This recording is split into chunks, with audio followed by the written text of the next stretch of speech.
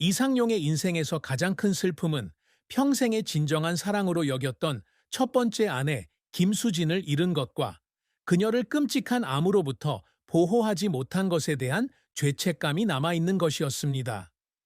친절한 초등학교 선생님이었던 김수진 선생님은 유방암과의 오랜 투병 끝에 1995년에 사망했습니다.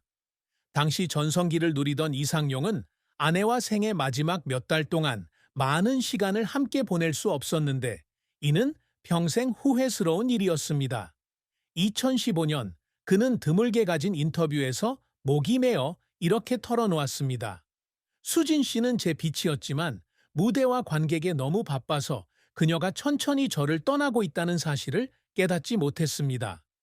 그녀가 떠났을 때 저는 마치 반쯤 죽은 것 같았습니다.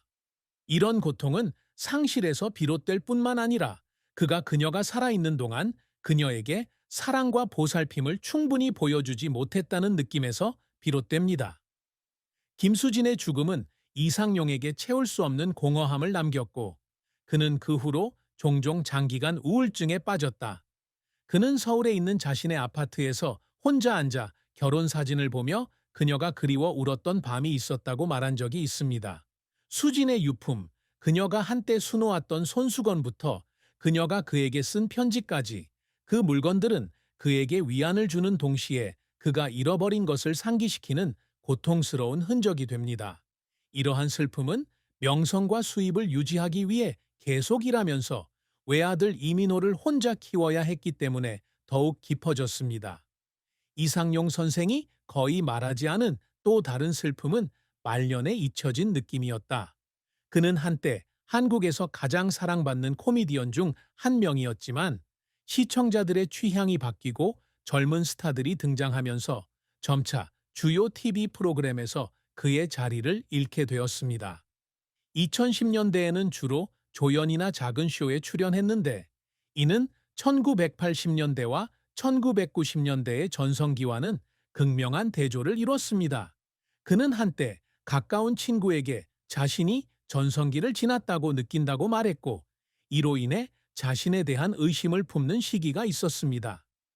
저는 평생 사람들을 웃게 만드는 데에 썼지만 가끔은 누가 저를 기억하는지 궁금할 때가 있습니다. 그의 목소리에는 씁쓸함이 가득했습니다. 마지막으로 이상용의 슬픔은 말년에 겪은 경제적 어려움에서도 비롯됐다. 그는 한때 TV쇼와 광고 계약으로 많은 돈을 벌었지만 재산의 상당 부분을 아내의 치료비와 자신이 열정을 쏟았던 자선사업 지원에 썼습니다. 경제 위기와 소득 감소로 인해 그는 전성기보다 훨씬 더 단순한 삶을 살아야 했습니다. 그는 생활비를 충당하기 위해 친구들에게 돈을 빌려야 했던 몇 달이 있었다고 말한 적이 있는데 그럴 때마다 부끄럽고 마음이 아팠다고 합니다. 아내를 잃은 슬픔, 잊혀진 느낌, 재정적 어려움 등 이러한 슬픔은 이상용을 형성하여 그를 심오하면서도 연약한 예술가로 만들었습니다. 이상용의 경력은 빛나는 성공과 쓰라린 실패, 그리고 그를 눈물 짓게 만든 노력 등 기복이 심한 긴 여정이었습니다.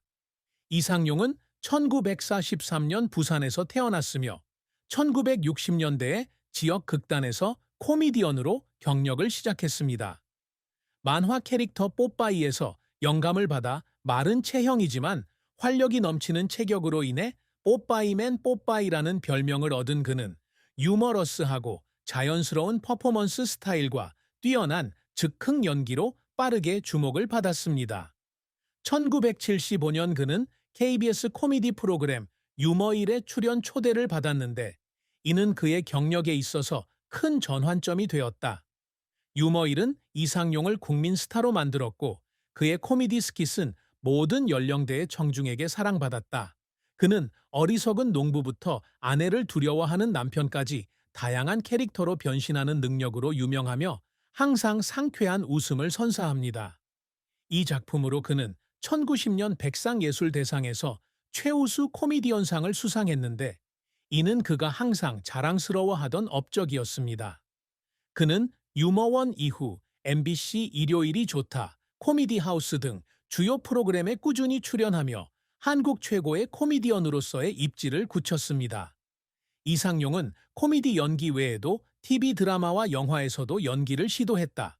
그는 인기 액션 영화인 영화 장군의 아들 구청우십에서 조연을 맡았고, 한국 역사상 가장 높은 시청률을 기록한 TV 드라마 중 하나인 텔레노벨라 모래시계 9995에 출연했습니다.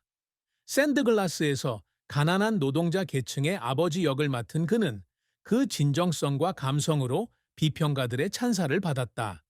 이러한 성공은 그에게 명성을 가져다 주었을 뿐만 아니라 한국 전역의 충성도 높은 청중층을 형성하는 데 도움이 되었습니다. 이상용은 1988년부터 1993년까지 SBS 토크쇼 뽀빠이 코너를 진행하며 실력 있는 진행자이기도 했습니다. 따뜻하고 유머러스한 진행 스타일로 최수종, 김혜수 등 유명 게스트를 초대해 기억에 남는 대화를 만들어냈습니다.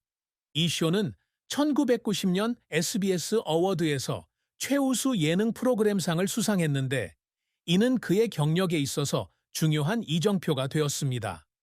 하지만 이상용의 경력은 항상 순탄치만은 않았다. 그의 가장 큰 실패 중 하나는 1993년 KBS의 별은 내 가슴에와 같은 새로운 프로그램과의 치열한 경쟁으로 인해 뽀빠이 코너가 취소된 것입니다. 쇼의 존경은 전문적인 측면에서뿐만 아니라 그가 쇼에 많은 시간을 투자했기 때문에 개인적인 측면에서도 큰 타격이었습니다. 그는 쇼가 취소된다는 소식을 들었을 때 스튜디오에 혼자 앉아 게스트들과 함께 찍은 사진을 보며 마치 자신의 일부를 잃어버린 것 같은 느낌에 울었다고 말한 적이 있습니다. 또 다른 실패는 2000년에 독립 코미디 영화 라핑 아웃 라우드의 감독을 시도했을 때였다. 그는 이 영화가 획기적인 작품이 되기를 바랐지만 마케팅 예산 부족과 할리우드 영화와의 경쟁으로 인해 흥행에 실패했다. 이러한 실패로 인해 이상용은 큰 프로젝트를 계속 추진해야 할지 아니면 코미디에만 집중해야 할지 고민하게 되었습니다. 그는 사무실에 앉아 대본을 보면서 관객을 웃게 만드는 데 실패했다는 생각에 울었던 날이 있다고 말한 적이 있습니다. 이상용을 울린 노력은 실패에서만 비롯된 것이 아니라 개인적, 직업적 장벽을 극복해야 했던 순간에도 나타났습니다. 그는 모래시계를 촬영할 당시 최민수, 고현정 등 베테랑 배우들과 함께 작업하면서 엄청난 압박감을 느꼈다. 촬영이 18시간까지 계속된 날도 있었는데 그는 지쳐서 감독의 요구사항을 충족시킬 만큼 강하지 않다고 느꼈습니다. 특히 아내의 죽음이라는 힘든 장면에서 이상용은 김수진을 잃은 아픔을 떠올리게 하는 상황을 연출하며 실제로 눈물을 흘렸다. 대본 때문만이 아니라 개인적인 감정이 솟구쳐 나온 탓이기도 했다. 이 영화의 감독은 나중에 그 순간이 자신의 경력에서 가장 감정적인 장면 중 하나였다고 회상했습니다. 이상용 씨에게 또 다른 감동을 준 순간은 2010년 대한민국 대중문화대상에서 공로상을 수상했을 때였다. 그는 무대에 서서 부산의 가난한 소년에서 코미디의 아이콘으로 거듭나는 자신의 여정을 생각하며 눈물을 참을 수 없었습니다. 수진이 생각, 아들 생각, 그리고 저와 함께 웃어준 모든 관객 생각에 울었어요.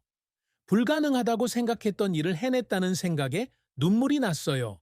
그는 시상식 후 이렇게 말했다. 고통스럽든 행복하든 이러한 순간들은 이상용 작가의 예술 여정에 대한 인내와 열정을 증명하는 증거입니다. 이상용이 늘 이루고자 노력하는 업적은 단순히 명예나 돈만이 아니라 예술적, 문화적 유산을 남기는 것입니다. 그는 코미디언으로서 항상 청중에게 웃음과 기쁨을 선사하고 싶어 했으며 특히 한국전쟁 이후부터 1990년대 경제 위기까지 한국의 어려운 시기에 더욱 그랬습니다. 그의 가장 큰 목표 중 하나는 어린이부터 노인까지 모든 세대를 연결할 수 있는 코미디 쇼를 만드는 것입니다. 코미디 분야에서 이상용은 전통적인 스킷에만 그치지 않고 스탠드업 코미디, 즉흥 코미디 등 새로운 장르를 시도하며 늘 다재다능한 아티스트가 되려고 노력해왔습니다. 그는 한국, 일본, 미국의 코미디언들이 함께 공연할 수 있는 국제 코미디 쇼를 조직하고 싶다는 바람을 밝힌 적이 있습니다. 그는 이러한 목표를 달성하지는 못했지만 1980년대 일본과 미국에서 공연을 통해 한국 코미디를 세계에 알리는 데 기여했으며 독특한 공연 스타일로 국제적인 관객들에게 사랑을 받았습니다. 이상용은 코미디 영입뿐 아니라 감정의 깊이로 인정받는 배우가 되기 위해 노력해왔습니다. 샌드글래스에서의 역할은 큰 진전이었지만 그는 자신의 연기력을 온전히 보여줄 수 있는 장편 영화에서 주연을 맡기를 바라고 있습니다. 그는 이 목표를 달성하지는 못했지만 휴머원과 커메디 하우스에서 함께 작업한 사람들을 포함하여 많은 젊은 배우들에게 영감을 주었습니다. 이상용 씨는 자선 활동에도 열정적이며 특히 고아와 부루 가정을 지원하는 데 힘쓰고 있습니다. 그는 1990년부터 2000년까지 한국에서 세이브 더 칠드런 홍보대사로 활동하며 교육 및 의료 프로그램을 위해 수십억 원의 기금을 모금하는 데 기여했습니다. 그가 가장 자랑스러워하는 업적 중 하나는 1998년 부산에 지역센터를 짓고 가난한 어린이들에게 무료 수업을 제공한 것입니다. 그는 무대에서만 기쁨을 주는 게 아니라 실제 삶에서도 기쁨을 주고 싶다고 말한 적이 있다. 결국 이상용은 아들 이민호에게 항상 좋은 아버지가 되려고 노력한다. 김수진이 죽은 후 혼자 민호를 키워야 했지만 아들을 학교에 데려다 주는 것부터 기자가 되겠다는 아들의 꿈을 응원하는 것까지 항상 아들을 위해 시간을 내려고 노력한다. 그는 한때 민호가 아버지를 자랑스러워하는 사람이 되기를 바랍니다. 아버지의 명예 때문만이 아니라 제가 의미 있는 삶을 살았기 때문입니다. 라고 말했습니다. 사랑과 결혼은 이상용의 삶에서 중요하지만 고통스러운 부분이다. 1970년부터 1995년까지 이어진 김수진과의 첫 번째 결혼은 그가 항상 소중히 간직한 운명적인 사랑이었습니다. 두 사람은 수진이 자원봉사자로 참여했던 부산의 자선 공연에서 만났다. 수진은 온화한 성격과 지적인 면모로 이상용의 마음을 금세 사로잡았다. 두 사람은 1년간의